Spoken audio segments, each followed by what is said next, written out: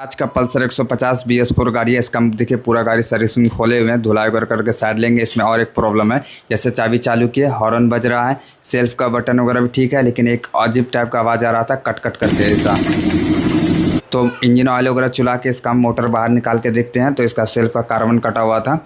ठीक है, इसमें और भी काम था, जैसे चक्का वगैरह ग्रीसिंग करना, ब्रेक शू भी आवाज़ कर रहा था, मोबिल वगैरह चेंज करना था, फिल्टर विल्टर साफ़ करना था। ठीक है, और सब भी काम था इसमें। पूरा गाड़ी खुला हुआ है। मैकेनिकल मोटर्स अररिया, मोटर ख़राब था फाइनल।